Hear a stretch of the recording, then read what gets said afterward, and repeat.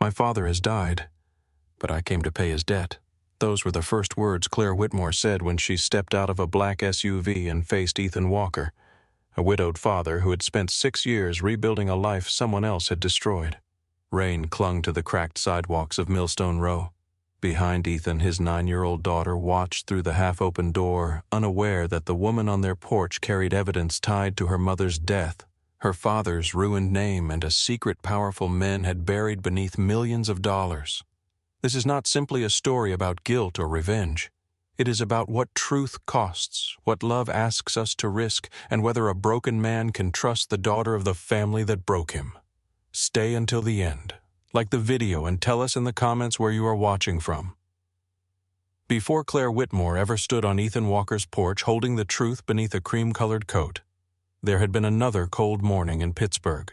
6 years earlier, Ethan arrived at the Monarch River Bridge site before sunrise. The city was still mostly dark.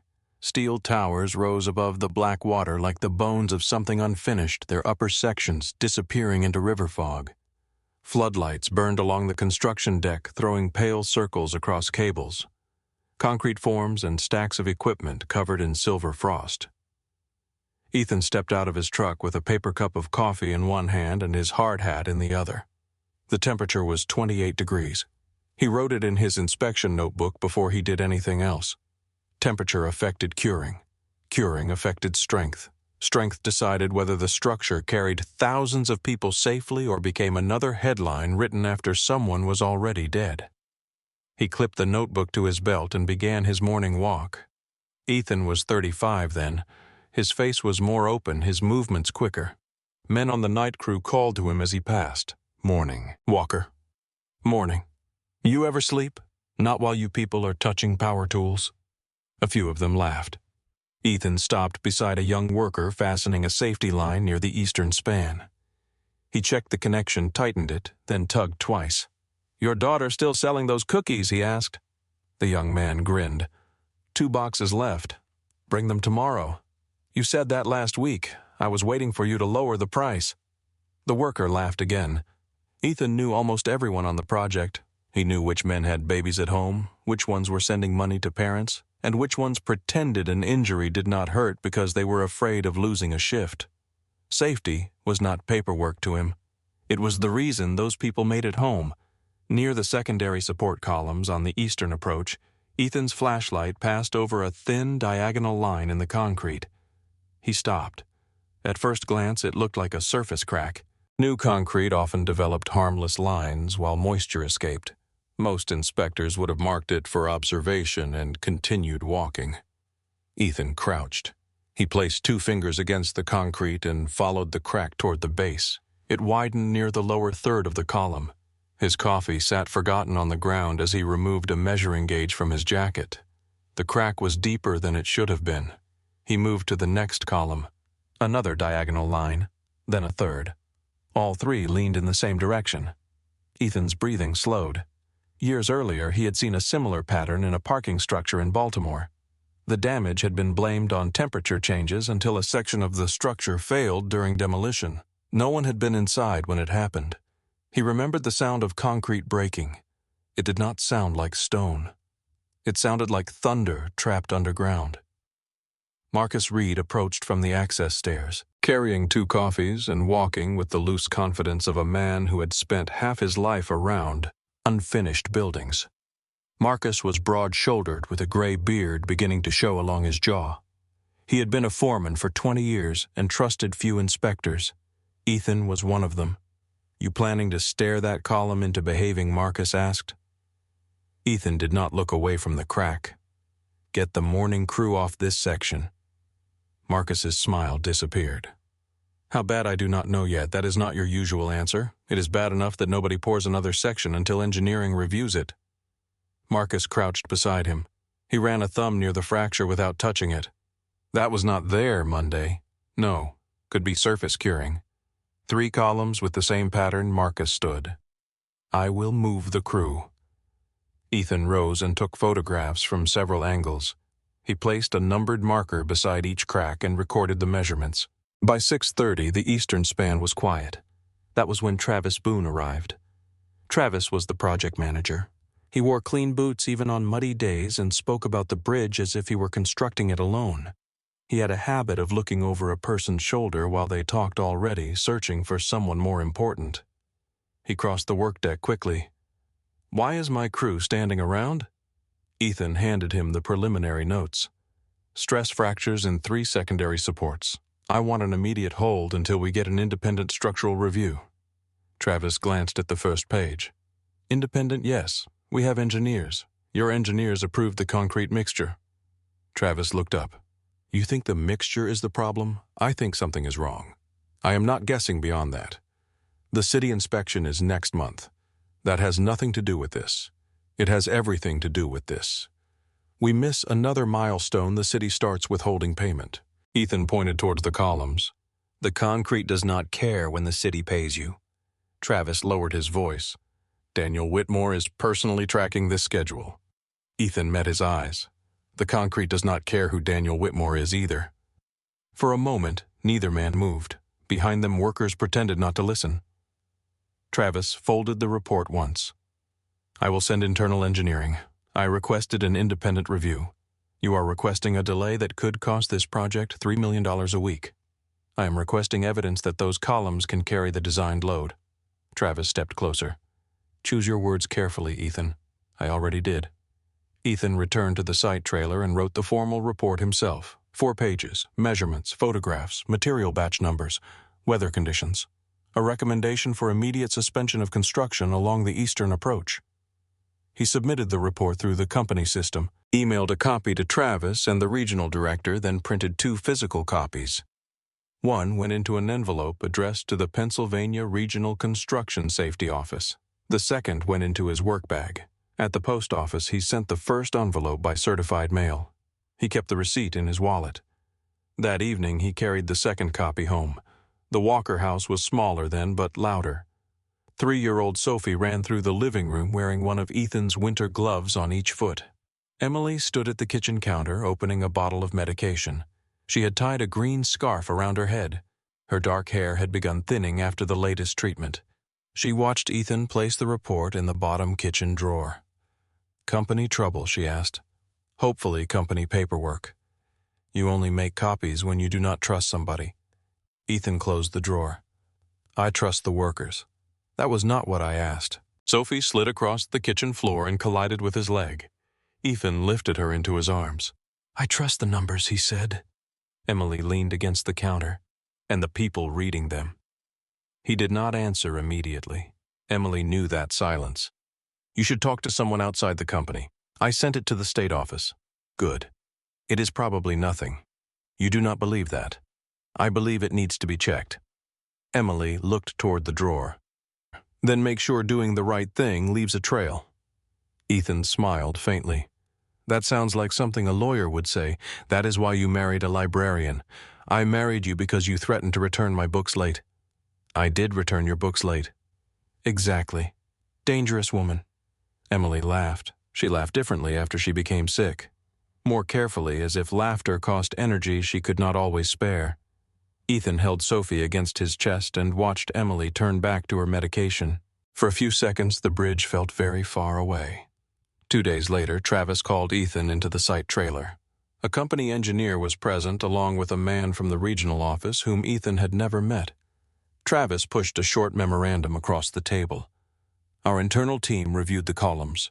The fractures are within acceptable tolerance." Ethan read the document. There were no calculations attached, no load analysis, not necessary, no core samples. "The material records are compliant. Then show me the review." Travis leaned back. "Proprietary. It is a structural safety review. It is company work product." Ethan looked at the engineer. "You signed this?" The engineer avoided his eyes.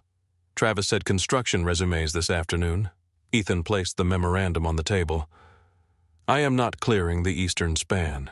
You are not being asked to clear it. My report recommends a halt. Your recommendation has been reviewed and rejected by people who will not show their work." Travis's expression tightened. "You have made your concern part of the record. Let engineering carry the liability. That is not how liability works when men are standing under the structure." Travis stood. "This discussion is over." Ethan remained seated. My report also went to the regional safety office. For the first time, something changed in Travis's face. It lasted less than a second. Then he smiled. Good. They can review it too. No one from the safety office contacted Ethan. He called twice. The first call went to voicemail. The second was transferred until the line disconnected. He emailed the regional director. No response. 13 days after Ethan found the cracks, the eastern span failed. The collapse began at 4:17 in the afternoon during shift change. A temporary support frame twisted beneath the new concrete deck. Steel joints tore loose. Scaffolding folded inward while workers were still crossing between sections. Ethan heard the first impact from the site trailer.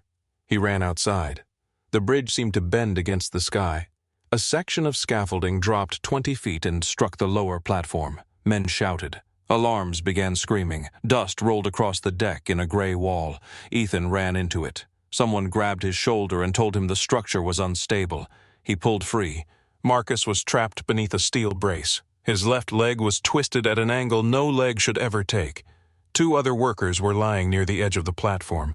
A fourth was hanging from a safety line below the deck. Ethan crawled through the debris. Marcus was conscious.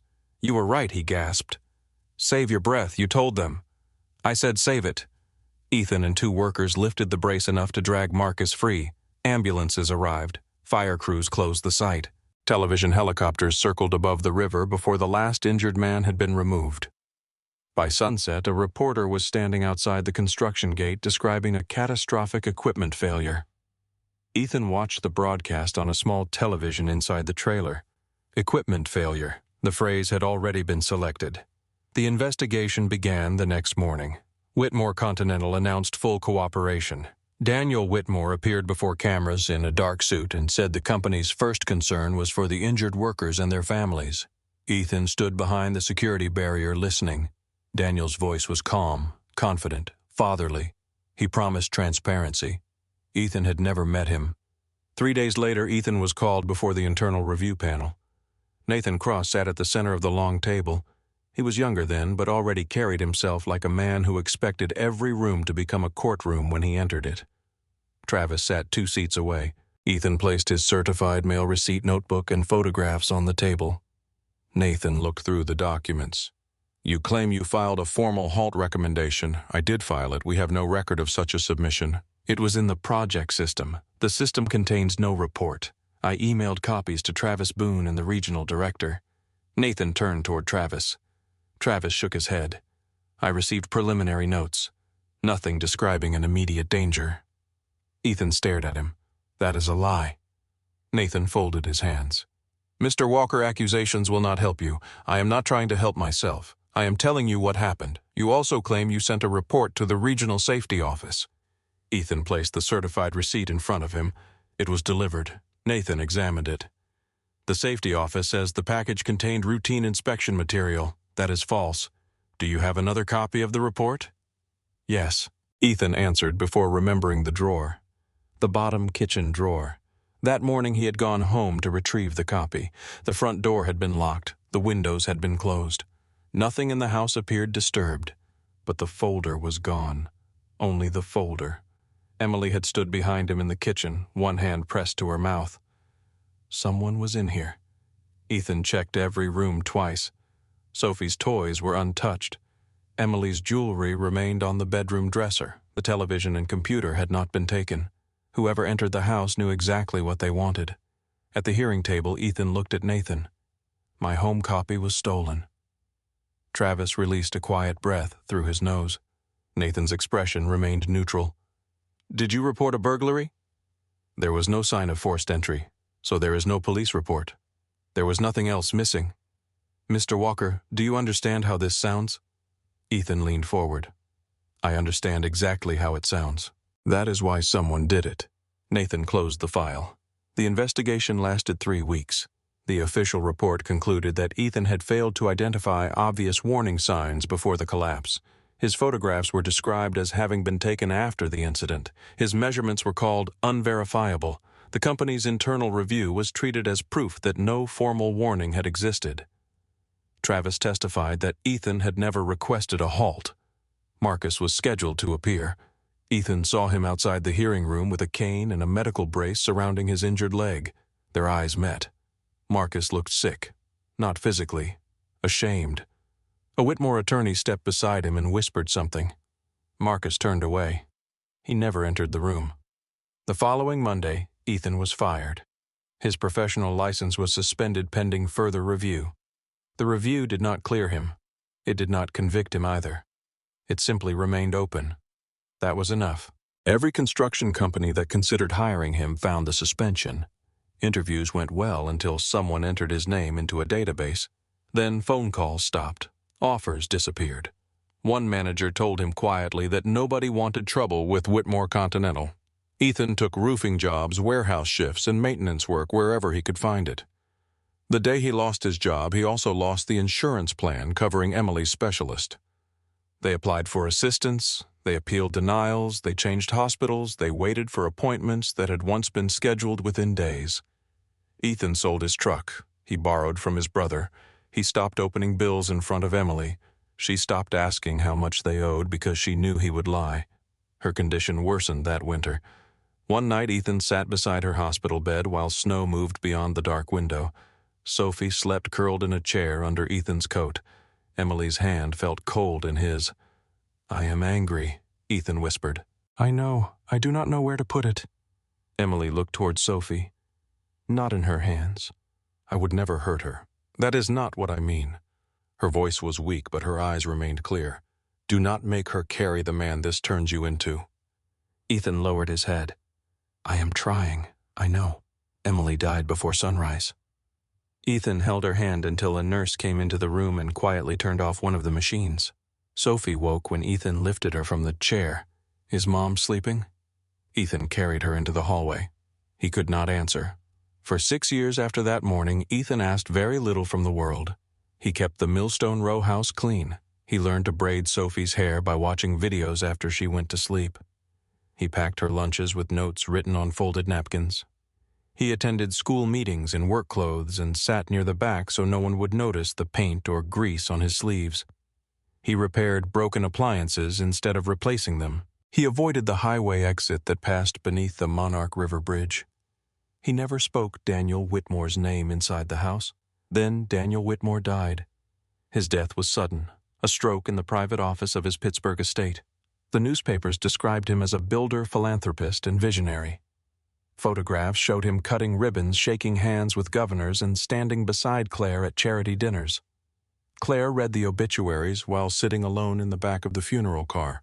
She had spent her entire life preparing to inherit his company.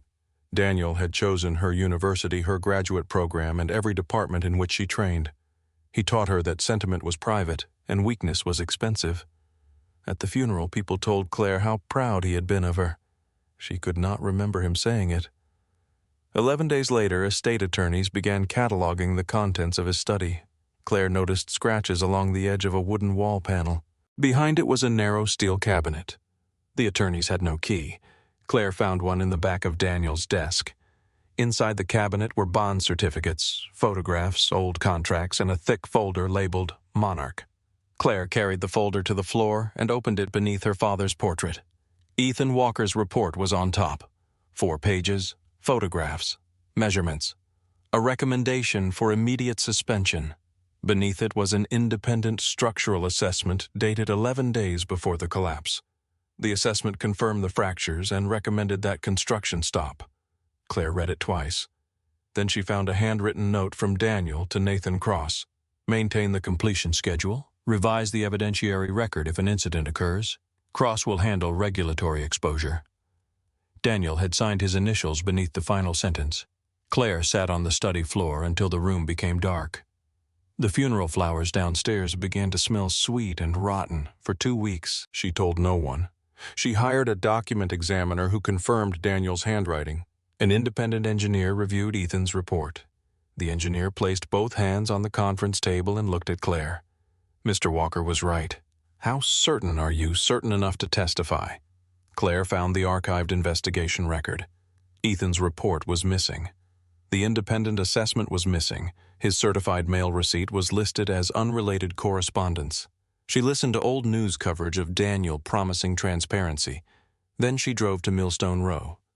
Now, 2 days after her first visit, Claire returned to Ethan's street. This time he was already standing on the porch. The photocopy she had left lay folded in his hand. Claire stopped at the gate. Ethan looked at the Whitmore Tower rising beyond the rooftops, then back at her. "I checked the report number," he said. "It is mine." Claire nodded. He opened the porch gate. Not the front door, only the gate. "You can sit," Ethan said. Claire climbed one step and took a seat below him as Sophie watched from the living room window. Claire sat on the lower step while Ethan remained near the front door. For several seconds neither spoke. A bus groaned at the corner. A dog barked behind a chain-link fence. Inside the house, a pencil rolled across a table and struck the floor. Ethan unfolded the photocopy. "You said there was more. There is. How much enough to prove you were telling the truth? Enough to prove my father knew." Ethan kept his eyes on the page. "That does not prove why he did it, or who helped him, or what happened to the copy taken from my house. I am still looking. You have people for that. I hired people outside the company, because you do not trust your own lawyers. I do not know which of them worked for my father and which worked for the truth." That answer changed something in his expression. Not trust, recognition. He sat on the top step, leaving 2 steps between them. Sophie appeared behind the screen door with a math workbook. "Can I do my homework out here? You usually complain about homework. I complain inside too." Claire lowered her eyes to hide a smile. Sophie settled on the porch swing with a pencil and a glass of milk. Claire explained the hidden cabinet, the engineering assessment, and Daniel's handwritten order. She kept her voice measured. The evidence required no drama. "What date was on the assessment?" Ethan asked. "March 8th. My report was filed March 5th. "I know. The collapse was March 19th. "Yes." He stared across the street. "They had 11 days. Sophie looked up. "Stop what?" Ethan turned toward her. "A building problem from a long time ago. A bridge problem." He went still. "You always stop talking when someone says Monarch Bridge," Sophie said. "That is not part of your homework." "I know. Finish page 24. When she looked down again, Claire said quietly, "She notices everything. She gets that from her mother." Something in Ethan's face closed after he said it. Claire did not ask more. She left before dinner. Ethan did not thank her, and Claire did not ask when she could return. The next afternoon she arrived in a dented rental sedan. Ethan glanced toward it. "What happened to the Black Fortress? It belongs to the company. And this, it belongs to a man named Harold who smells like peppermint and distrusts anyone under 40. Harold has good instincts." Claire sat on the second step without waiting for permission. Ethan brought out 2 cups of coffee and handed her one. She examined the chipped rim. "This is not trust," he said. "I understood that from the cup." Sophie sat between them with colored pencils spread across the boards. She was drawing another bridge. Claire pointed to the page. "That is better than most architectural renderings I see." Sophie studied her. "Are you rich?" Sophie Ethan said. "What she knows." Claire answered yes. "Did you know your dad was bad?" The porch became still. "No," Claire said. "Would you have stopped him?" Claire looked down at the coffee. "I want to believe I would have. That means you do not know. It means I do not want to lie to you." Sophie returned to her drawing. "That is better than saying yes." During the following week, the porch became their meeting place. Claire brought copies of documents one at a time. Ethan examined every date and signature. He wrote notes in a black notebook and checked them against memories he had spent 6 years avoiding. Claire learned that Ethan repaired boilers for 3 apartment buildings and worked weekend roofing shifts. Ethan learned that Claire had attended boarding school from the age of 14 because Daniel believed distance created discipline. "He never called to ask whether I was lonely," she said. "He called about grades. You came back to Pittsburgh anyway. My father offered me a job. That is not the same as coming back." "No," Claire said. "It is not." One afternoon, Rosa Alvarez found Ethan at the counter of her diner while Sophie chose a pastry. Rosa poured coffee without asking. "She has been at your house 4 times. She found evidence. People with money apologize differently. They call it accountability until accountability costs them something. She has not asked me to sign anything. She will." Ethan looked through the window. Claire was outside beside Sophie's bicycle trying to put the chain back on the gear. Grease marked one sleeve of her coat. Sophie explained something with both hands while Claire listened seriously. Rosa followed his gaze. That part worries me more. What part? The part where she starts looking human. She is human. I know. That is why it is dangerous. Sophie entered carrying 2 pastries. Claire fixed it. Rosa raised an eyebrow. She made it worse first. From outside, Claire called that detail was not necessary. Sophie smiled. It was the first time Ethan heard Claire laugh without restraint. 2 days later, Claire called from a private number. I want you to see the originals. Bring them here. I cannot remove them without creating a record. Then I will take your word for it. No, you will not. Ethan tightened the wrench in his hand. You are learning. Come after business hours. Whitmore Continental occupied 36 floors of a glass tower near the river. Ethan entered wearing work boots and a dark canvas jacket. Claire waited near security in black trousers and a white blouse. The guard glanced at Ethan. He is with me, Claire said. The words bothered him more than they should have. On the lobby wall hung a photograph of the Monarch River Bridge during construction. Daniel stood in front with city officials. Workers appeared as small shapes behind them. I can have it removed, Claire said. That will not change what happened. No, leave it. They entered a private elevator. Ethan looked at the polished walls. This elevator is larger than my kitchen. My father disliked waiting with other people. Sounds lonely, he called it efficient. The archive room was behind Claire's office. She unlocked a cabinet and placed the original report on a long table. Ethan stood over it. His signature had faded slightly. The photographs were still attached. A red stamp showed the date the report entered the company system. March 5th. For 6 years he had remembered that page without knowing whether memory had altered it. Now it was real beneath his hand. His breathing became uneven.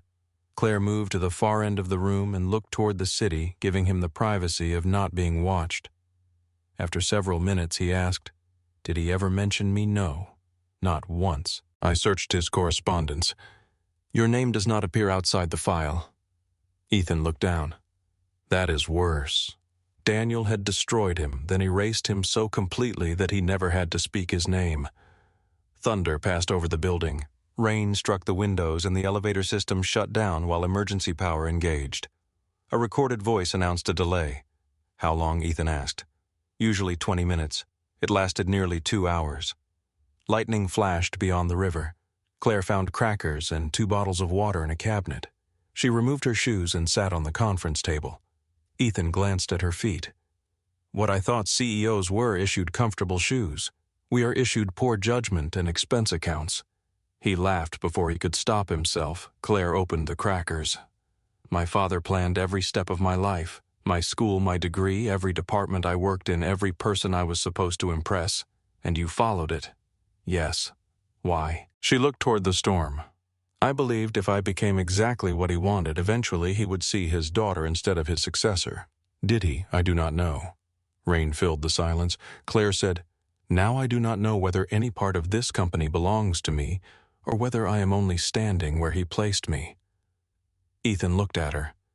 You are allowed to hate what he did without pretending you never loved him. Claire lifted her eyes to his. No one had given her permission to hold both truths. Ethan watched the rain trace the windows. Emily used to say buildings remembered the hands that made them. Claire turned slightly. She was a librarian. She loved old places, churches, train stations, houses with uneven floors. She said people left pieces of themselves in what they repaired. And what did she think of the bridge? She thought I talked about it too much. A faint smile touched his face, then disappeared. She believed me before there was evidence. That should have made it easier. Did it? No. It made losing the evidence feel like I had failed her, too. Claire set the unopened water bottle beside him. You did not fail her. Ethan's eyes sharpened. You do not get to decide that. You are right. She said it without defense. After a moment, Ethan looked back toward the storm. That is an unusual habit for a Whitmore. What is admitting when someone else is right? I am trying to develop marketable skills. This time, his smile remained for a second longer. Claire looked away first. When Claire drove Ethan home, Sophie was asleep in a booth at Rosa's diner. Ethan lifted her carefully. Claire carried the backpack and followed him across the street.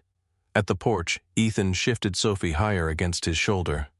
"Thank you," Claire raised the backpack. "For this I was not talking about the backpack." Their eyes met beneath the porch light. Claire moved one step closer. Ethan did not move away. For a moment, the space between them felt less like distance and more like a choice. Then Ethan looked at Sophie and stepped back. Claire understood. "Good night, Ethan, good night." The following morning, Nathan Cross entered Claire's office without knocking. He placed photographs on her desk. Her rental car outside Ethan's house. Ethan entering the Whitmore Tower. "You have become careless. You have become intrusive. The board knows about Walker. The board knew about him 6 years ago." Nathan rested both hands on the desk. "The company cannot survive the version of events you are constructing. I am not constructing anything. You are placing documents in the hands of a man with every reason to hate us. He has every reason because of what you did. You have no idea what I did. Then tell me, I protected the institution your father built. You protected the men at the top. There is no difference once enough people depend on the institution." Claire stood. There is always a difference to the people crushed underneath it. Nathan lowered his voice. "The board will remove you. Then they can vote. They will do more than vote." That afternoon, Ethan found a white envelope in his mailbox. The letter claimed he owed $18,700 in administrative costs connected to the Monarch Bridge investigation. Payment was due within 30 days. Failure to pay would result in a lien against his home. At breakfast, Sophie talked about building a bridge model for the science fair. Ethan read the letter twice, folded it, and placed it in his pocket. Outside, he called Claire. "That debt is fraudulent," she said after he read it aloud. "There were no administrative fees." "I know. I can have it removed." "No, Ethan. I will not let Whitmore money rescue me from a Whitmore threat. This is not rescue." "It feels exactly like rescue from where I am standing." Claire went quiet. "I need to know who sent it. I will find out. Do not come back until you do." 3 days later, Claire discovered that the collection agency belonged to a holding company connected to a Whitmore board member. Nathan denied knowing anything. Claire took the ownership records to an emergency board meeting. The directors sat around a polished table while Nathan stood near the windows. Claire placed the documents in front of them. Someone connected to this board used a collection agency to threaten Ethan Walker's home. One director barely glanced at the papers. "You are assuming intent. The claim is false. Then Mr. Walker can dispute it through the normal process." Claire stared at him. "The normal process is the weapon." Another director leaned forward. "You are emotionally compromised." "No," Claire said. "I was morally compromised before I met him." The room went quiet. The board ordered her to stop accessing archived files and end all contact with Ethan. Claire left with copies of the ownership records inside her bag. She drove to Millstone Row that evening. Ethan was replacing a loose porch board. "I told you not to come. I found the connection. Can you prove who ordered it?" "Not yet." "Then you found a connection, not an answer." Claire stopped at the gate. "You can walk away from this," Ethan said. "You lose your title. You still have money. You lose this company, another one hires you. You lose your house, you buy another. I know the risks. No, you understand them. You do not know them." He looked through the window where Sophie read at the kitchen table. "I lose this house. She loses the only home she remembers. I lose this fight. I become the unstable former employee attacking a dead man, again. I will not let that happen. You cannot promise that." Claire's silence answered for her. Ethan stepped down from the porch. "The worst part is that Sophie likes you. Why is that the worst part? Because she already lost one woman she trusted." The words struck harder than he intended. Claire looked toward the house. "And you? That is not relevant." "It became relevant." Ethan moved closer. "For you, maybe. For both of us." They stood on opposite sides of the gate near enough to touch. Neither did. "I am not asking you to replace anyone," Claire said. "I know. Then stop punishing me for being here." A sharp crash came from inside the house. Glass shattered. Sophie screamed. Ethan turned and ran. A brick lay on the living room floor beneath the broken front window. Rain blew through the opening. Sophie stood near the hallway, frozen. Ethan reached her and pulled her against his chest. Claire entered behind him. A sheet of paper had been wrapped around the brick. Ethan unfolded it with one hand while holding Sophie with the other. 4 words were printed across the page. Let the dead stay buried. Claire's phone vibrated. An unknown number had sent her a photograph of the broken window. Beneath it was another message. This is what you started. The photograph on Claire's phone showed the broken window from the street. It had been taken less than a minute earlier. Someone had been watching. Ethan crossed the room and pulled the curtain from the second window. Outside, rain streaked the sidewalks and shone beneath the streetlights. A sedan turned at the far corner, but he could not see the driver. Claire moved toward the door.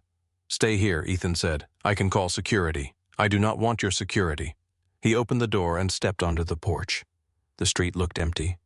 Rosa stood in the doorway of the diner across the road, one hand pressed to her chest. A neighbor leaned from an upstairs window. Somewhere behind the houses, tires hissed over wet pavement. Ethan returned inside and locked the door. Sophie had not moved. He crouched in front of her. Are you hurt? She shook her head. Did the glass touch you? Another shake? Her eyes remained fixed on the brick. Ethan turned her face gently toward him. Look at me. She did. You are safe. It was the sentence fathers were supposed to say. The broken window breathed cold air into the room behind him.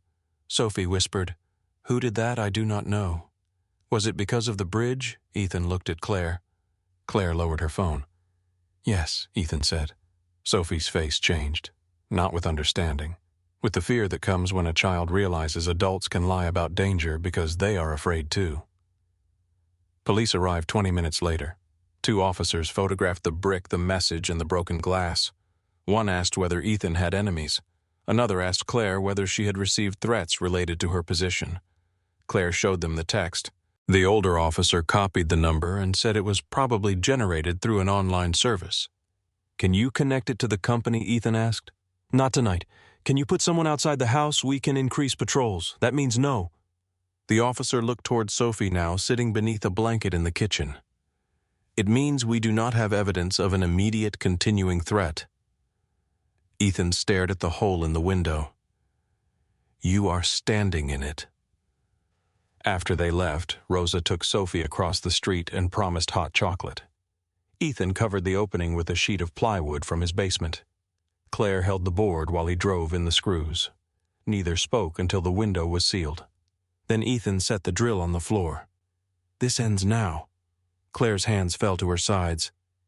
We are close to proving who sent the letter. They threw a brick into a room where my daughter was standing. I know. You know because you saw it. I know because I heard her scream. Claire took the words without moving. Ethan pointed toward the door. You need to go. If I leave now, they learn this works. This is not about what they learn. It is about what Sophie learns too. His expression hardened. Do not use my daughter to make your argument. I am not. You came to this house because you could not live with your father's guilt. Do not turn that into my responsibility. Claire flinched. Ethan saw it and kept going because fear had found anger, and anger was easier to hold. You get to call this courage because you still have somewhere else to sleep. Sophie does not. I never asked you to carry my guilt. You brought it to my porch. Claire looked toward the kitchen.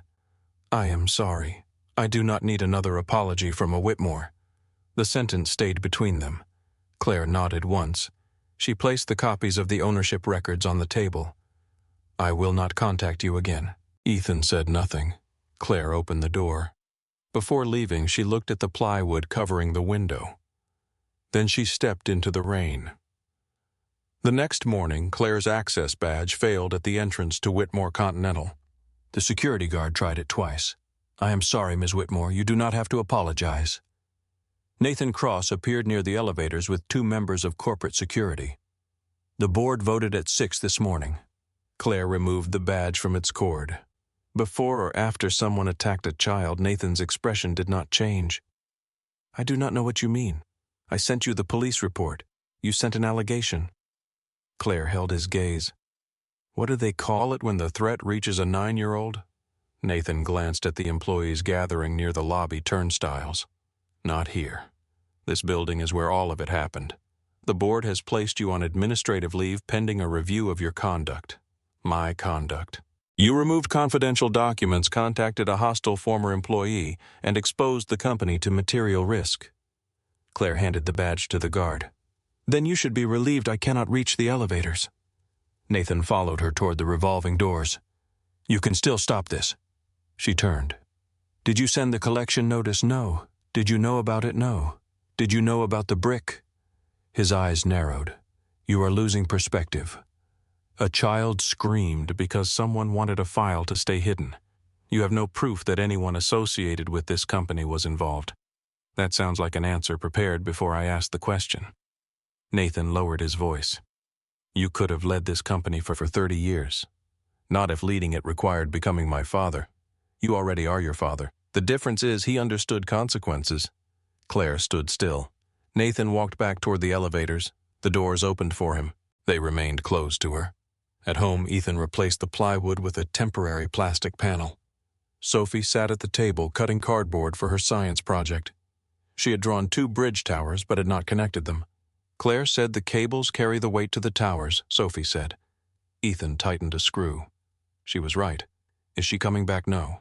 Why, she has work. Sophie kept cutting. You are lying. Ethan looked over. I am not. You use fewer words when you lie. He set down the screwdriver. Sophie placed the scissors beside the cardboard. Did you make her leave? Yes. Because of the window? Yes. Was it her fault Ethan sat across from her? No. Then why did you make her leave? Because knowing something is not your fault does not mean it is safe.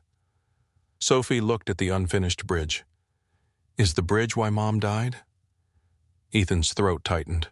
Not exactly, but if you still had your job, she would have had the same doctors. He did not ask where she heard it. The question had already lived inside her too long. Who told you? No one. Rosa and Mr. Bell were talking last year. They thought I was reading. Ethan leaned back. Why did you not ask me? You get quiet when people say monarch, so you knew. Some of it. For a year, Sophie nodded. I was waiting until you were ready. The room seemed to tilt. Ethan had spent 6 years making silence look like protection. He had believed Sophie knew only that her mother had been sick and that life had become difficult. All the while she had been measuring his pain, choosing her words and waiting for permission to speak.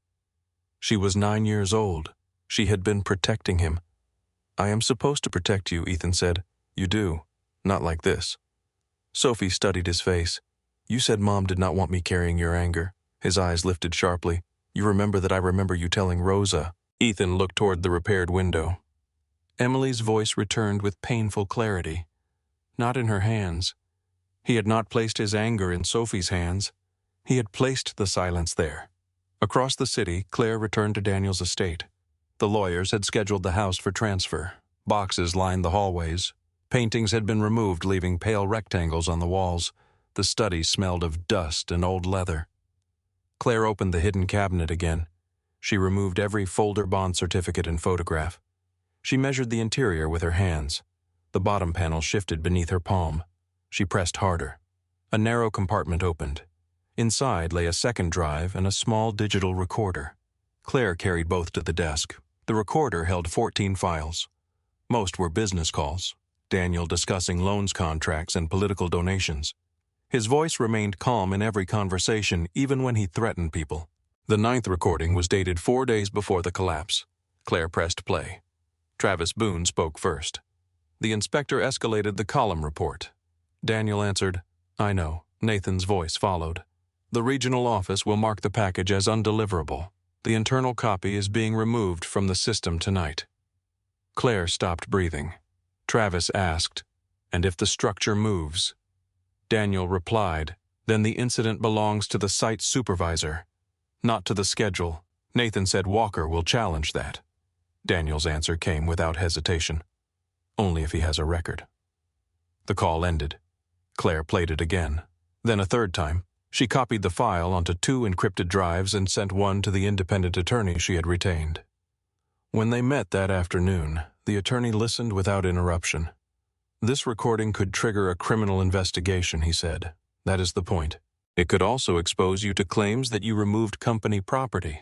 I found it in my father's house. Whitmore Continental will argue the device belongs to the company. Does that make the truth private property? It makes the lawsuit expensive. Claire looked through the office window at the river. I will release it. Does Ethan Walker agree? No. Then you cannot use his name without risking more damage to him. Claire nodded. Prepare a statement without his identity. Describe the misconduct. Provide the evidence to state investigators. Do not name Ethan unless he chooses it. The attorney studied her. You may lose everything attached to Whitmore Continental. Claire placed both hands on the table. I already know what keeping it costs. That evening, Marcus Reed knocked on Ethan's door. Ethan recognized him through the glass and almost did not open it.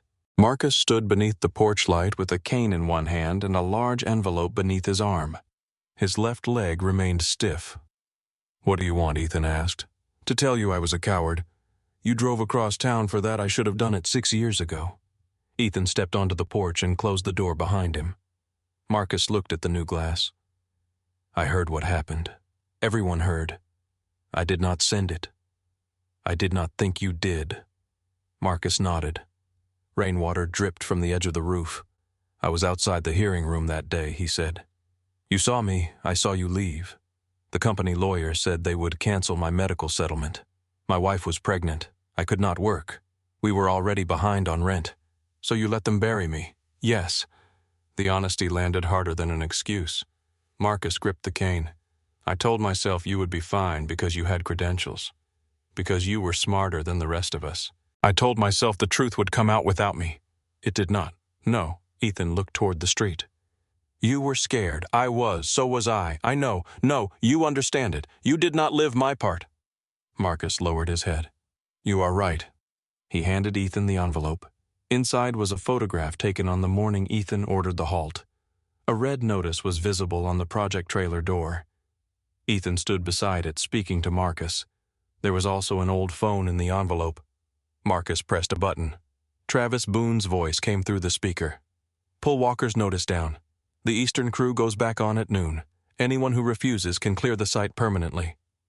Ethan listened twice. Why keep this? Because I hated myself for staying quiet. That did not make you speak. No. What changed? Marcus looked toward the house. My son is 5 now. Last week he asked why I walk with a cane. I told him there was an accident. He asked if anyone knew it could happen. Marcus's eyes filled, but his voice remained steady. I could not lie to him. Ethan stared at the photograph. I cannot forgive you tonight. I did not come for that. Will you testify? Yes. Even if they reopen your settlement, yes. Even if they call you a liar. Marcus looked him in the eye. I already know what silence calls me. After Marcus left, Ethan sat alone at the kitchen table. Sophie slept upstairs. The photograph lay beside the false collection notice. Claire's ownership records remained where she had left them. Ethan picked up his phone. He typed 4 words. Do not release anything yet. Across Pittsburgh, Claire read the message and closed her eyes. A second message appeared. I want to do it with you. She reached Millstone Row after 9. Ethan sat on the porch with 2 mugs of coffee. Claire stopped at the gate. You said not to contact you. I changed my mind. You are allowed. That is an annoying answer. She climbed the steps and sat beside him. The same step. No distance between them. Ethan told her about Sophie, about the year of silence, about Marcus and the recording. I thought protecting her meant keeping the world outside, he said. And now I think the world gets in whether you open the door or not. Claire wrapped both hands around the mug. I found another recording. She described Daniel's call with Nathan and Travis. Ethan's face went still. He said my name, yes. He knew exactly who I was. Yes, for years Ethan had wanted proof that Daniel had seen him. Now the proof felt like another theft. I am still afraid, he said. So am I. That does not make me feel better. It was not supposed to. He looked at her. I blamed you for the brick. You were trying to protect Sophie. That does not make it fair. No, you could argue once in a while, I do. You usually deserve it. He almost smiled. Then the smile disappeared. You keep saying the decision is mine. It is. What if I decide badly, then it will still be your decision. Ethan placed his mug on the step. He reached for her hand. Claire let him choose the distance. When he kissed her, it was quiet and uncertain. A brief meeting of warmth in the cold air. Ethan pulled back first. I cannot promise where this goes. I am not asking for a promise. Good. I am asking you not to pretend it did not happen." He looked at her. "That sounds like a promise. It sounds like accurate record-keeping." This time he smiled. They planned at the kitchen table. Claire's attorney would submit the recordings and documents to state investigators. Copies would go to 3 journalists at the same hour. Ethan, Claire, and Marcus would request to testify at the next county infrastructure hearing. Every file would exist in several places. Nothing could disappear again. Sophie came downstairs in her pajamas. She looked at Claire, then at the papers. "Are you staying for dinner?" Claire turned toward Ethan. He looked at the empty chair across from Sophie. Then he opened the refrigerator. "She can stay." Claire entered the house fully for the first time. On the shelf above the table stood a framed photograph of Emily holding Sophie as a baby. Claire noticed it. Ethan noticed Claire noticing it. No one moved the photograph. Ethan set 3 plates on the table, then added a 4th. 4 plates sat around Ethan Walker's kitchen table. For the first time since Claire Whitmore had come to Millstone Row, the evidence was no longer spread between strangers. Sophie ate grilled cheese while Marcus copied dates into a notebook. Claire spoke quietly with her attorney through an earpiece. Ethan stood near the counter, watching every person in the room as if he were trying to understand how his private life had become the center of something larger than any of them. On the shelf above the table, Emily's photograph remained beside Sophie's school picture. Claire ended the call. The County Infrastructure Committee agreed to an emergency hearing on Thursday. Marcus looked up. That soon, 3 journalists already have authenticated copies. The State Attorney General's office confirmed receipt of the recordings. Ethan leaned against the counter. And Whitmore Continental. They know someone submitted evidence. They do not know exactly what was submitted. Marcus gave a humorless laugh. They know enough. Claire looked towards the boarded window. Yes. Sophie dipped the corner of her sandwich into tomato soup. Will there be cameras? Ethan turned. You are not going. Sophie stopped eating. I want to. No, you said this was about not hiding. It is also about keeping you safe. That sounds like the same thing you said before. The adults fell silent. Ethan sat beside her. This is different. How there will be reporters. People may say things that are not true. They may take pictures of you. They may ask questions you should not have to answer. Sophie looked at Claire. Will they ask you bad questions? Yes. Are you still going? Claire did not answer immediately. Yes. Sophie turned back to Ethan. So am I. Ethan rubbed one hand across his face. You are 9. I was 9 when they broke our window. Marcus looked down at the table. Ethan stared at his daughter for several seconds. Rosa stays with you the entire time. Sophie nodded. You do not speak to reporters. Another nod. You leave if Rosa tells you to. I will. Ethan pointed toward her soup. And you finish eating. Sophie lifted the spoon. Those are a lot of rules. They are keeping me calm. That night, no one slept well. Claire returned to a small apartment she had rarely used during her years as chief executive. Most of her clothes remained at the Whitmore estate, but she no longer wanted to sleep beneath her father's roof. She sat on the floor with legal files arranged around her. Her attorney had prepared a statement. It was careful, precise, and empty. The language described documentation irregularities, institutional failures, and historical governance concerns. Claire read it twice, then she deleted it. She began again. My father received a safety warning. He understood it. He chose to bury it. She wrote until the words sounded like something she could say while looking Ethan in the eye. Across the city, Ethan sat alone at the kitchen table. His statement was 1 page long. He read the first paragraph aloud. It sounded like testimony. He read the second. It sounded like anger pretending to be testimony. He crossed it out. Near midnight, Sophie entered wearing blue pajamas and carrying Emily's silver locket. Ethan had kept it inside a small wooden box since the funeral. Why are you awake? You are talking to yourself. I am practicing. You sound mad. I am mad. You sound mad at the paper. He looked down at the crossed-out paragraph. That might be true. Sophie placed the locket beside his hand. Mom wore this when she had doctor appointments. I know. She said it made her brave. She was already brave. Maybe brave people still need things. Ethan opened the locket. One side held a photograph of Emily. The other held a picture of Sophie as a baby. He closed his fingers around it. What if they do not believe me? He asked. Sophie frowned. It was not a question he had meant to say aloud. "They might not," she said. "What if they say I am lying? They might." He looked at her. "You are not helping. You told me not to lie just to make people feel better." Ethan smiled faintly. Your mother would be proud of that answer. Sophie climbed into the chair beside him. "Why are you going if they might not believe you?" Ethan looked at the page. "Because being afraid and being wrong are not the same thing." She leaned against his shoulder. He rewrote the statement with the locket resting beside his hand. Thursday morning arrived beneath a low gray sky. The hearing was scheduled for 10 at the Allegheny County Administrative Building. News vans occupied both sides of the street before 8. Nathan Cross waited in the underground parking garage when Claire arrived. He stood beside a black sedan with 2 attorneys behind him. Claire stopped several feet away. "You are blocking the entrance. I am offering you a final opportunity." Nathan held a folder. Ethan Walker receives full restoration of his professional license payment of his mortgage reimbursement of documented medical costs, and a settlement large enough that he and his daughter will never need to worry about money again. Claire did not reach for the folder. "What do I receive? A return to the board after an appropriate period. Your shares remain protected. The company issues a statement acknowledging procedural errors without admitting intentional misconduct." And Nathan Cross? His expression remained still. Everyone avoids unnecessary destruction. What about Marcus Reed? His prior settlement can be reviewed. The other injured workers? Their claims were resolved years ago, through agreements they signed before they knew the evidence had been falsified. Nathan stepped closer. "You are not saving anyone by collapsing a company that employs 12,000 people. I am not collapsing it. You are releasing material that will trigger criminal investigations, canceled contracts, and layoffs. The people who buried the report created that risk. That distinction will not matter to employees who lose their jobs."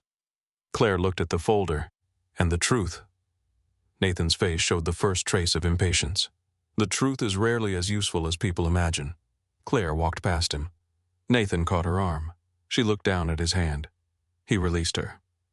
"You think Walker will love you after this?" he asked. Claire turned back. "This is not about earning his love. Everything is about earning something. That may be the only language my father taught you." Nathan's jaw tightened. Claire continued toward the elevator. "You have until the doors close." She pressed the button. Nathan did not move. The doors opened. Claire stepped inside. As they closed, she looked directly at him. The postponement window was over. The hearing room was full. Construction workers stood along the back wall. Reporters occupied the first 3 rows. Cameras faced the witness table. Rosa sat near the rear exit with Sophie beside her. Sophie wore Emily's locket beneath her sweater. Ethan sat 1 row ahead. Marcus waited in the hallway with his cane resting between his knees. Whitmore Continental's legal team occupied a long table to the right. Nathan entered moments before the committee members took their seats. He did not look at Claire. The committee chair called the room to order. Claire was the first witness. She walked to the microphone without notes. Her attorney had warned her not to make direct accusations beyond what the evidence could establish. Claire intended to describe exactly what the evidence established. "My name is Claire Whitmore. Until 3 days ago, I served as chief executive of Whitmore Continental." A reporter's camera clicked. 11 weeks after my father's death, I discovered a concealed file in his private study. The file contained a safety report written by Ethan Walker on March 5th, 6 years ago. It also contained an independent structural assessment dated March 8th. She placed both documents on the table. Mr. Walker identified fractures in 3 support columns on the Monarch River Bridge project. He recommended an immediate halt. The independent assessment confirmed his findings and made the same recommendation. An attorney from Whitmore Continental stood. "These materials have not been admitted or authenticated before this committee." Claire's attorney rose. Forensic reports were submitted with the exhibits. The chair looked down at the documents. "The objection is noted. Ms. Whitmore may continue." Claire faced the committee. Construction did not stop. The report was removed from the company system. The independent assessment was excluded from the investigation. A certified package sent to the Regional Safety Office was recorded as undeliverable, even though postal records confirmed delivery. Nathan watched her without expression. Claire continued, "My father did not fail to understand the danger. He understood it and decided the schedule mattered more. The room shifted. A few workers lowered their heads. She submitted Daniel's handwritten directive. The company attorney stood again. The witness is interpreting ambiguous language from a private note. Claire looked toward him. There is nothing ambiguous about an instruction to revise the evidentiary record after an incident. The committee chair raised a hand. Counsel will direct objections to the chair. Claire waited. Then she placed the digital recorder on the table. This recording was found in the same concealed cabinet. Her attorney submitted the chain of custody records, forensic audio analysis, and copies of the original device data. Nathan leaned toward one of his lawyers. The recording began. Travis Boone's voice filled the room. The inspector escalated the column report. Daniel answered. I know. Nathan's recorded voice came next. The regional office will mark the package as undeliverable. The internal copy is being removed from the system tonight. In the hearing room, the living Nathan did not move. Travis asked what would happen if the structure failed. Daniel replied. Then the incident belongs to the site supervisor, not to the schedule. A reporter inhaled sharply. The recording ended. For several seconds, no one spoke. Then Whitmore Continental's lead attorney rose. The company disputes the context, completeness, and legal admissibility of this recording. The committee chair looked toward Nathan. Mr. Cross, is that your voice? Nathan leaned toward the microphone. On advice of counsel, I will not answer questions concerning unauthenticated material. Claire looked at him. The answer was more damaging than a denial. The chair called Marcus Reed. He entered slowly. Every step of his injured leg was visible. Marcus raised his right hand and swore to tell the truth. He described the fractures, Ethan's halt order, and Travis Boone's command to return the crew to work. Did Mr. Walker post a written notice? The chair asked. Yes. Do you have evidence? Marcus submitted the photograph and played the voicemail. Travis's voice ordered him to remove Ethan's notice. Whitmore's attorney approached the witness table. Mr. Reed, you received a substantial financial settlement after the collapse. Correct, yes. You signed an agreement stating the incident resulted from site-level safety failures. Yes. And now, after accepting payment, you claim that agreement was false. Yes. Are you seeking more money? No. You expect this committee to believe you kept a voicemail for 6 years out of civic responsibility? Marcus gripped the edge of the table. No. Then why did you keep it? Because I was ashamed. The attorney paused. Marcus looked toward Ethan. I already took their money. That is why I am ashamed. The room became quiet again. I knew Ethan ordered the halt. I knew the company ignored him. I stayed silent because they threatened my medical settlement. My wife was pregnant. I was scared. The attorney asked, and now you are no longer scared? Marcus looked toward Sophie. I am terrified.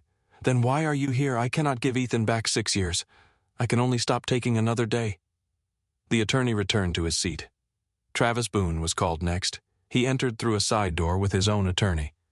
At first, he repeated his original testimony. He claimed Ethan's report described routine surface damage and never requested a full halt. Claire's attorney played the voicemail. Travis said he did not remember making it. Then the committee played Daniel's recording again. Travis listened to his own voice, asking what would happen if anyone got hurt. His face lost color. The chair leaned forward. Mr. Boone, did you know Ethan Walker had requested a halt?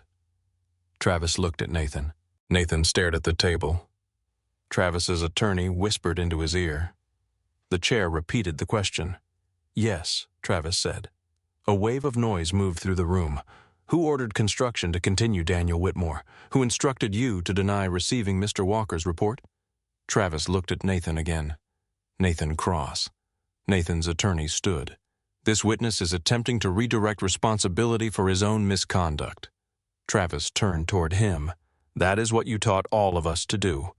The committee chair struck the gavel. Nathan leaned back in his chair. For the first time since Claire had known him, he looked old. Ethan's name was called. He stood. Sophie reached for his hand before he stepped into the aisle. He looked down at her. She pressed Emily's locket into his palm. Ethan closed his fingers around it and walked toward the microphone. The room seemed larger from the witness table. Cameras pointed at him. Reporters waited with pens above paper. Nathan sat only 20 feet away. 6 years earlier, Ethan had entered a similar room believing records mattered because truth was written inside them. He understood now that records mattered because people decided what they were willing to write. "My name is Ethan Walker." His voice sounded steady. 6 years ago, I served as a structural safety inspector on the Monarch River Bridge project. On March 5th, I found fractures in 3 secondary support columns. He described the measurements, photographs, and report. He described the certified package. He described the missing file in his home. He did not describe Emily's final morning in detail. He did not need to. When the investigation ended, my name carried the failure. My license was suspended. I could not find work in my field. My family lost its health coverage while my wife was receiving treatment. Nathan looked away. Ethan placed both hands on the table. I did my job. I found the problem. I documented it. I reported it through every required channel. He paused. What happened after that was not my failure. In the back row, Sophie watched him without blinking. I spent 6 years carrying a name powerful people built for me. I am not here to ask for sympathy. I am here because my daughter deserves to know that silence does not become truth simply because it lasts a long time. No one spoke when he finished. Ethan returned to his seat. Sophie took his hand and placed it between both of hers. Outside the building, the story moved faster than anyone could control. The state attorney general announced a criminal investigation before the hearing ended.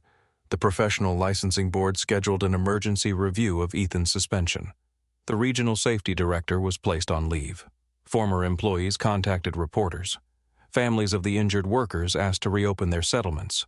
Whitmore Continental released a statement accusing Claire of presenting private material without context. When reporters surrounded her on the courthouse steps, one shouted, "Do you regret destroying your father's legacy?" Claire stopped. "I did not destroy it," she said. "I stopped protecting it." Rain began falling. Ethan emerged with Sophie and Rosa. Marcus followed several steps behind them. Claire found Ethan near the stone railing. "This could still go badly," he said. "Yes, I may never get back what they took, I know." He looked toward Sophie, but she saw me say it. Claire nodded. "That matters." Ethan reached for her hand. He did it in front of the cameras, not as a performance, as a choice. Behind them, investigators approached Nathan Cross near the building entrance. One presented a warrant. Another took his phone. Nathan looked across the steps at Claire. "You think telling the truth makes you different from your father?" Claire held Ethan's hand. "No," she said. "What I do after learning it does." Rain followed them down the courthouse steps. By the time Ethan reached Millstone Row, the hearing had already become a national story. News vans lined the curb outside his house. Reporters stood beneath umbrellas near Rosa's diner, holding microphones toward anyone who looked willing to speak. A camera operator filmed the temporary glass in Ethan's front window. Rosa parked her car in the alley and brought Sophie through the back door. Ethan entered behind them with Claire. The kitchen looked exactly as they had left it that morning. Sophie's cereal bowl remained beside the sink. Ethan's crossed-out statement sat beneath a coffee mug. Emily's photograph watched over the table. For a few seconds, the three of them stood in silence. Nothing inside the house had changed. Everything outside it had. Someone knocked at the front door. Then another person knocked. A voice called Ethan's name through the glass. Claire looked toward the sound. "They will stay for a while. How long until another story replaces us?"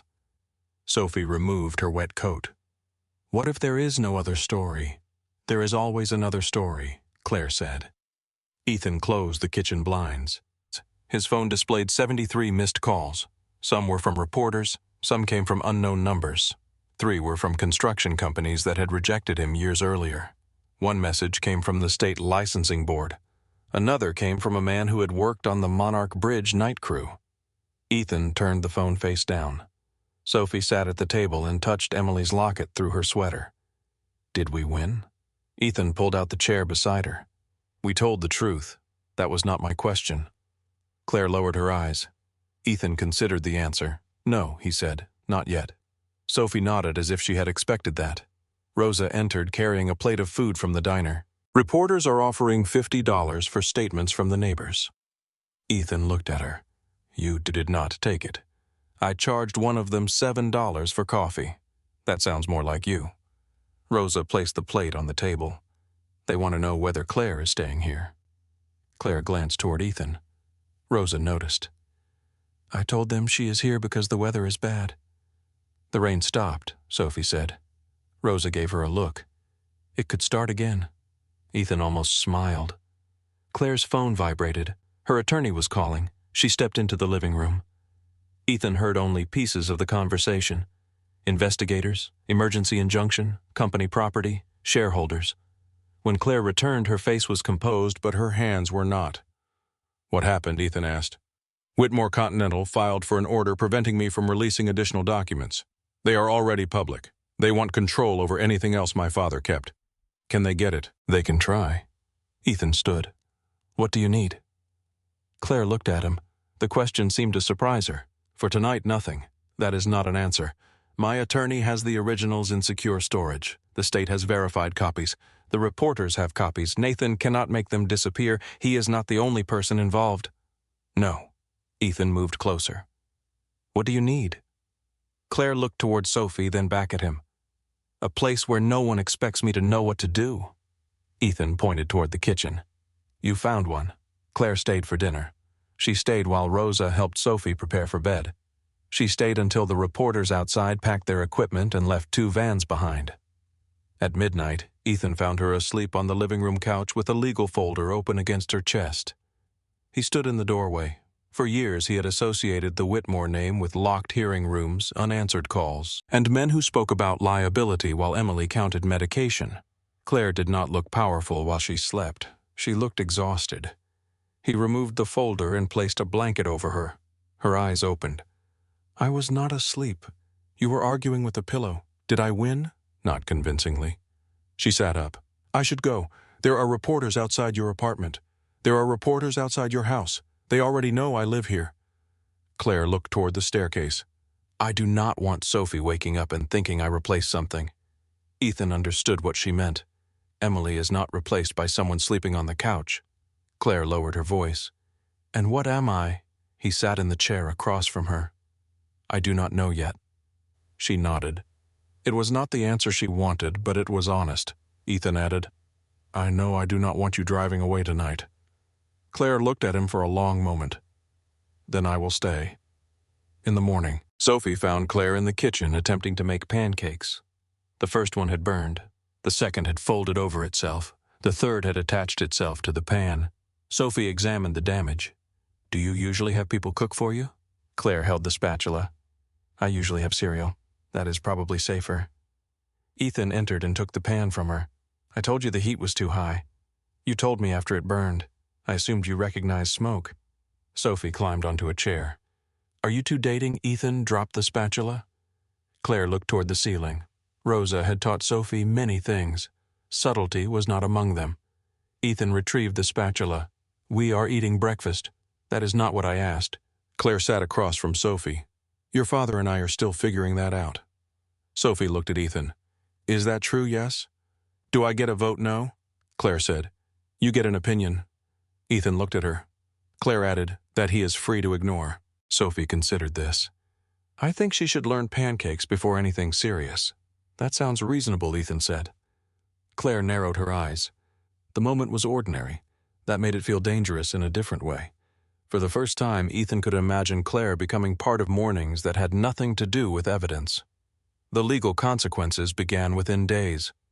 Nathan Cross resigned from Whitmore Continental before the board could remove him. 2 hours later, state investigators searched his office and home. Travis Boone entered a cooperation agreement and surrendered company emails that had never appeared in the original investigation. The regional safety director was placed on indefinite leave after internal records confirmed Ethan's certified package had been received, opened, and reclassified under direct instruction from a senior administrator. The state attorney general announced an investigation into obstruction evidence, tampering, fraud, and retaliation. Whitmore Continental's stock fell for 9 consecutive trading days. 3 lenders suspended financing for active projects. The board released statements claiming Daniel Whitmore had acted without authorization. Former executives appeared on television and described themselves as shocked. Claire watched one interview from Ethan's kitchen. The executive had attended Daniel's private dinners for 20 years. He knew, she said. Can you prove it? No. Then he gets to be surprised. Claire turned off the television. I spent my life believing these people were unshakable. They are not unshakable. What are they? People who never had to find out. The Professional Licensing Board scheduled Ethan's review for the following month. His attorney warned him that restoration was likely but not automatic. They may acknowledge the evidence without admitting the board acted improperly, she said. They suspended me based on falsified evidence. They will say they relied on the information available at the time. The information was false. I know. They know now. Yes. Ethan leaned back in the chair. So they can correct my record while pretending no one failed? That is one possible outcome. He looked toward the window. The machinery of institutions moved slowly when admitting fault and quickly when assigning it. The emergency review took place in a room smaller than the county hearing chamber. There were no television cameras. Claire sat behind Ethan with Sophie and Rosa. 3 licensing officials reviewed the original report, the independent assessment, and the recordings. One official asked Ethan why he had not preserved another copy of the report outside his home. Ethan stared at him. I preserved it in the company system by email through certified mail and in my house. The official adjusted his glasses.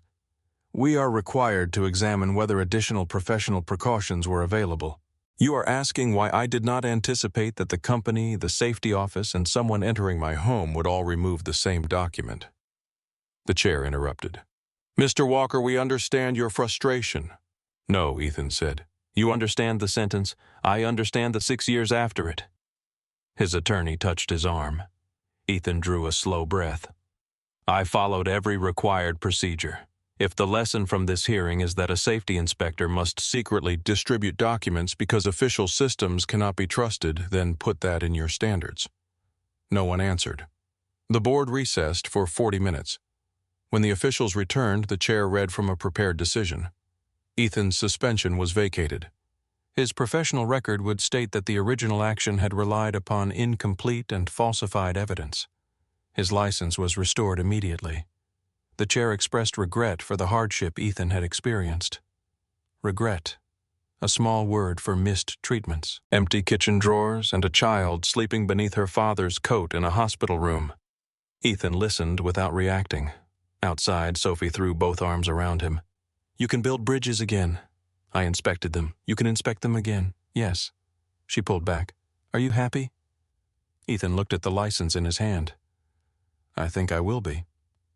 Claire waited several feet away.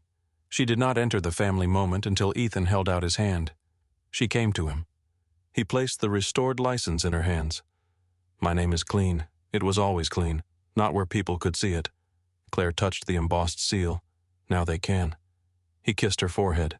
It was a small gesture, but Rosa saw it. So did Sophie. Sophie looked at Rosa. Rosa whispered, Do not say anything. I was not going to. That is how I know you were. Restoration did not create work immediately. Companies called Ethan, but many wanted his name more than his experience. One developer offered him a public advisory title with no authority over construction decisions. Another asked whether he would appear in promotional material about corporate responsibility. A national firm offered twice his previous salary, then included a clause restricting him from discussing Monarch Bridge. Ethan closed the contract.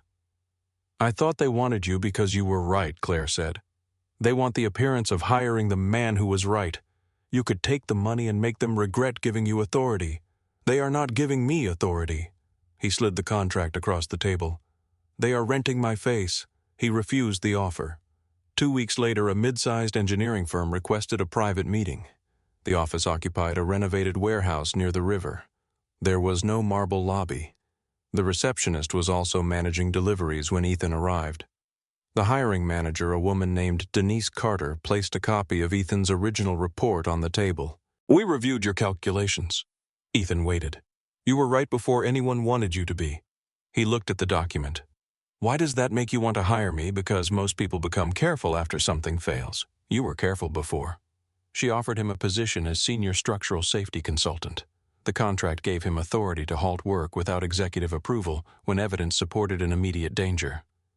Ethan read that section twice. Who wrote this? I did.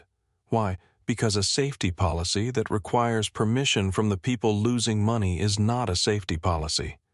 He accepted. His first day back at a construction site came on a cold Monday morning. The project was a hospital expansion north of the city. Ethan arrived before sunrise. He clipped a new identification badge to his jacket and walked through the gate. Workers greeted him. Some recognized his name. Others only knew he was the new consultant. The smell of wet concrete returned him to the Monarch site before he could stop it. A steel beam dropped onto a support rack nearby.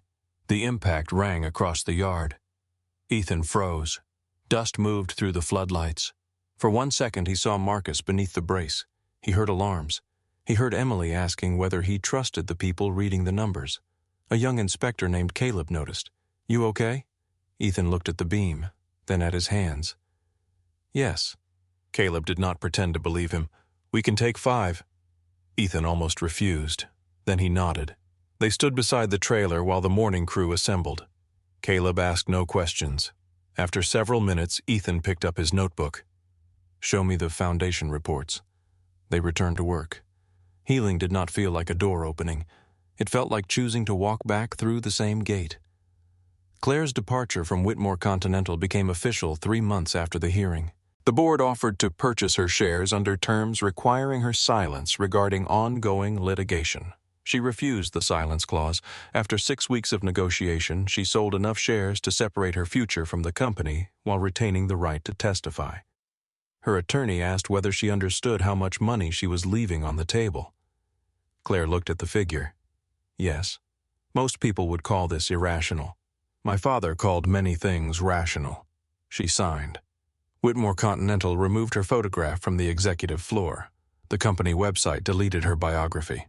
The charitable foundation she had chaired replaced her name within a day.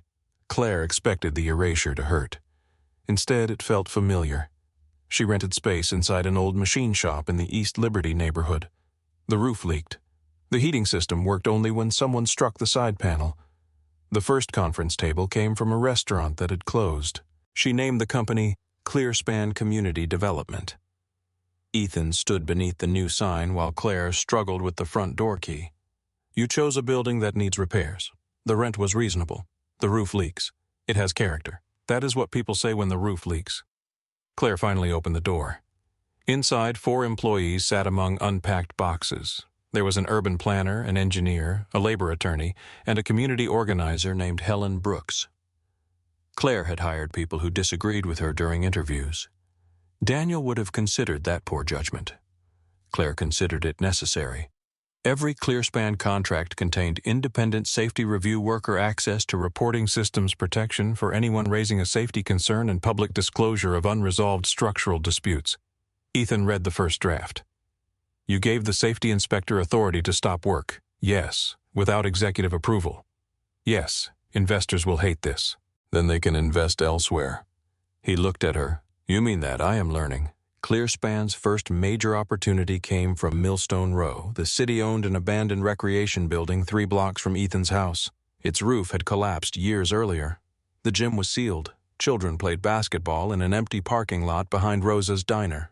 Claire proposed rebuilding it as a learning and community center.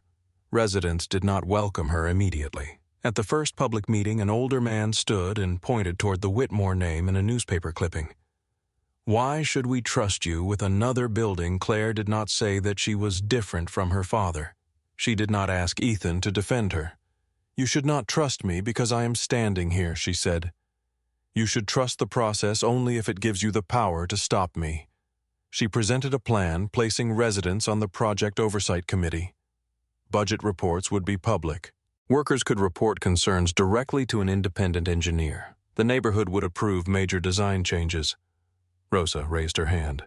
"Who controls the money? The city holds the primary funds. Clearspan is paid by completed milestones reviewed by the committee. And if the work is bad, you do not approve the milestone." Rosa looked at the plans. "That sounds inconvenient." "It is. For you, yes." Rosa nodded. "Good." The project was approved. Ethan agreed to design the safety procedures but refused payment from Claire's personal funds.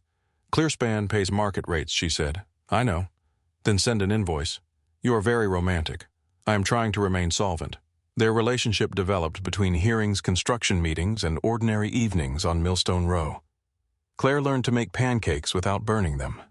Ethan learned that she could not sleep during thunderstorms unless a light remained on in the hallway. Sophie taught Claire how to braid hair. Claire's first attempt left one side tighter than the other. Sophie examined herself in the mirror. It looks confused. It is an experimental design. Dad says that when repairs go wrong. Ethan called from the kitchen. That is not true. Both of them answered, yes, it is. Claire attended Sophie's school concert and sat beside Ethan in the second row. An empty chair remained on Sophie's other side. Ethan had not intentionally saved it for Emily. He had done it at every concert without thinking. Claire noticed the space and chose the seat beyond it. Ethan looked at the empty chair between them. Then he moved into it. He sat beside Claire. She did not comment. During the concert, Sophie searched the audience until she found them. Her shoulders relaxed. Later, Ethan asked Claire whether sitting there had felt wrong. No. Why not? Because loving what came before me is part of loving you. He stopped walking. They stood beneath the school lights while families moved around them. That sounds practiced. It was not. That makes it worse. Claire smiled. Why? Because now I have to remember it. He kissed her beside the parking lot. Their first argument happened over the community center's foundation schedule. Claire wanted to preserve the opening date promised to the neighborhood. Ethan found moisture readings that required a delay. The readings are still within the engineering range, Claire said. They are at the edge. The independent engineer approved the pour. He approved it with conditions. Conditions we can meet. Ethan closed the report. I am recommending a delay. Claire stared at him. The old conflict entered the room before either of them named it. Ethan saw Daniel in the schedule. Claire saw the accusation in Ethan's face. She pushed back her chair. Do not look at me like that. Like what? Like I am one decision away from becoming him. I did not say that. You did not have to. Ethan stood. The schedule can move. Everything can move when you are not the person explaining the cost. That sounds familiar. Claire's expression hardened. He regretted the words immediately. Claire gathered her papers. I hired you to make this decision. Then listen to it. I am listening. I am also allowed to ask whether the risk is manageable. Yes. Then stop treating every question as corruption. She left the room. Ethan remained beside the plans. An hour later, Claire returned. I called the neighborhood committee, she said. The pour is delayed. Ethan nodded. I should not have compared you to him. No. I know questions are not the same as pressure. They can sound similar. I know. Claire sat down. I need you to believe I can make a mistake without becoming my father. Ethan lowered himself into the chair across from her. I need to learn that too. They did not solve the fear in one conversation. They acknowledged it. That became the way they built trust. Not by avoiding fractures. By inspecting them before they widened. The criminal case continued through winter. Nathan denied directing the cover-up despite his voice on the recording. His attorneys argued that Daniel controlled every major decision and that Nathan had acted as legal counsel under instruction. Travis testified that Nathan had personally ordered the deletion of Ethan's report. The regional safety administrator admitted receiving political pressure connected to Whitmore Continental. Daniel could not be charged. Death had removed him from the courtroom without removing the damage. Nathan was eventually indicted on charges related to evidence tampering, obstruction, conspiracy, and retaliation. The case had not reached trial by the time the community center opened. Marcus and the 3 other injured workers reopened their settlements. One of the men had lost the use of his right hand. Another had undergone 5 surgeries.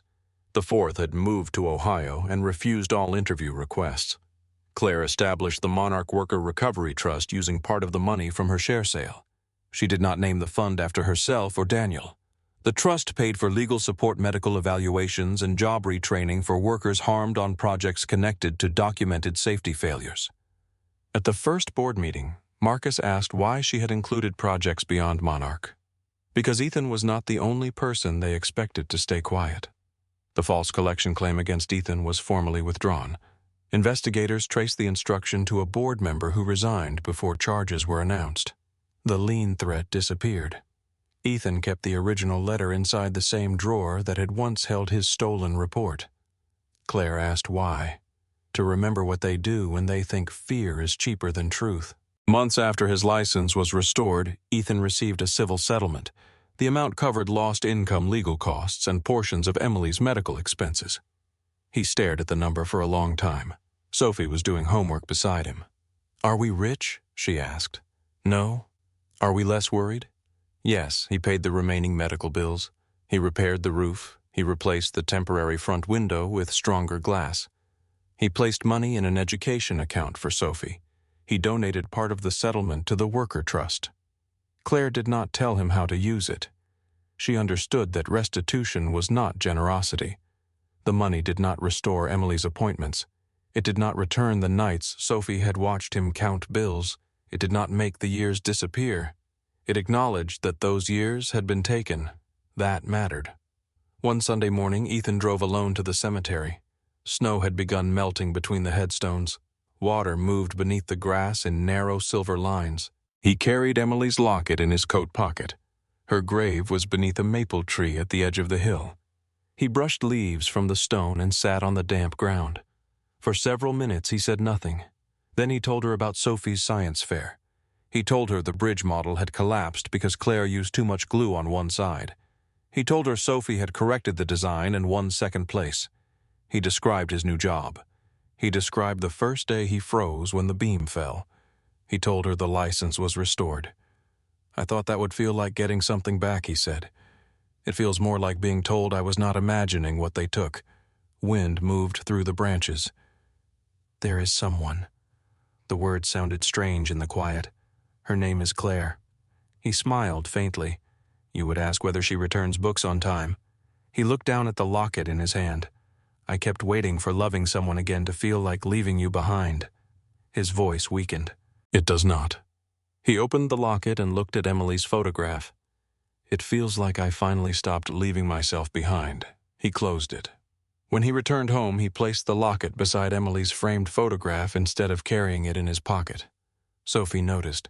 "You do not need it anymore. I still need what it means." "Then why leave it there so it does not have to be armor?" Sophie looked at the photograph. "Did you tell Mom about Claire?" "Yes." "Yes, what did she say?" Ethan looked at his daughter. She was quiet. Sophie nodded. "That sounds like a cemetery." The community center opened on a bright Saturday in early spring. The old building had been replaced with warm, brick-wide windows classrooms, a gymnasium, and a workshop where teenagers could learn practical trades. A plaque near the entrance listed the neighborhood oversight committee, the construction crews, the safety reviewers, and the residents who had helped shape the project. Claire's name appeared in the same size as everyone else's. Marcus stood near the entrance with his cane. He had joined the Worker Oversight Committee and now trained crews on reporting rights. Rosa managed 3 tables of food and complained that the city had provided napkins too thin for barbecue. Denise Carter attended with several people from Ethan's engineering firm. Sophie wore a yellow jacket and carried a clipboard. She inspected the exterior with the seriousness of a building official. Ethan found Claire near the front doors. She wore a blue dress beneath a dark coat. Wind moved loose strands of hair across her face. "You are late," she said. "I am 3 minutes early. Sophie began her inspection 15 minutes ago. She likes preparation. She rejected one of the handrails. Was it loose snow? She did not like the color. That is outside her authority. Tell her." Ethan watched Sophie question a contractor. "I value my position." Residents entered the building.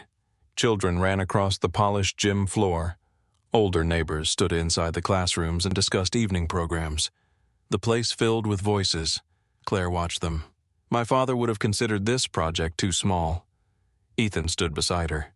"Small compared to what everything with his name on it. His name is not on this." "No. Does that bother you?" Claire looked at the entrance plaque.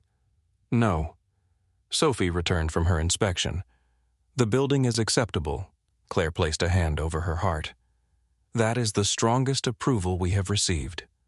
Sophie stood before them with her arms crossed. "Did you pay your dad's debt?" The question silenced both adults. Claire looked at Ethan. Ethan crouched beside Sophie. "Some of it. With money, no. With this building, not exactly." Then how Ethan looked through the glass at Marcus speaking with a group of young workers. He looked at Claire. The debt was the truth he made other people carry for him. Claire gave it back. Sophie considered that. "So it is finished." Claire lowered herself beside Ethan. "The hiding is finished. The repairing takes longer. Sophie studied her face. That sounds fair. A group of children called Sophie's name from inside. She turned, then looked back. Do not leave without me. We will not, Ethan said. She ran through the doors. Claire stood. She is more intimidating than the board. She has better questions. They watched Sophie disappear into the gym. Claire's voice softened. I love her. Ethan turned. Claire kept her eyes on the building. I have tried not to say it too soon. I have tried not to make it sound like I expect anything from her, or from you. She faced him. But I love her. Ethan said nothing. Claire drew a breath. And I love you. People moved around them carrying food and folding chairs. The city traffic passed beyond the fence. Claire did not lower her voice. I am not saying it because of what happened. I am saying it because of everything after. The burned pancakes, the arguments, the way you check every window before bed, the way you pretend you do not sing while fixing things. I do not sing. You do. That is the radio. The radio does not forget half the words. Ethan smiled, but Claire's expression remained vulnerable. She had spent most of her life learning how to hide what could be used against her. Now she stood in front of him without protection. I kept waiting, Ethan said. For what? For loving someone again to feel like leaving Emily behind. Claire did not speak. It does not, he continued. It feels like I finally stopped leaving myself behind. Claire's eyes filled. Ethan placed one hand against her face. I love you too. He kissed her beneath the entrance canopy. It was not hesitant. It was not hidden. It was a choice made where Sophie could see it, where the neighborhood could see it, where Ethan no longer needed silence to feel safe. The glass door opened. Sophie stood inside with both hands on her hips. Are you coming in or being dramatic? Ethan pulled back. Claire wiped beneath one eye. Your father is being dramatic. He does that quietly. Ethan opened the door. Sophie reached for his hand. Claire stepped inside beside them. The dedication ceremony lasted less than an hour. Claire thanked the workers and residents. Marcus spoke about the right of every worker to go home safely. Rosa ignored the prepared seating and moved chairs so older people could see. Ethan stood at the edge of the room while Sophie leaned against him. No one called him a hero. He was grateful for that. He had not wanted to become a symbol. He had wanted the record corrected. He had wanted his daughter to know who he was. After the crowd left, the three of them walked through the empty gym. Their footsteps echoed beneath the new roof. Sophie ran ahead and tested every door. Claire watched Ethan examine the support beams. Do you ever stop inspecting? No, even now, especially now. She slipped her hand into his. Outside Millstone Row continued beneath the afternoon sun. Cars passed. A bus stopped at the corner. Rosa locked the diner and shouted that she expected them for dinner. Nothing about the street looked transformed. That was part of its dignity. It had not needed a wealthy family to save it. It had needed people to stop deciding what it could survive. Ethan stood at the center's front steps with Sophie on one side and Claire on the other. 6 years earlier, powerful men had taken his report, his profession, and his name. They had expected him to carry their decision quietly. Claire had inherited their company, their money, and the evidence they believed would remain hidden.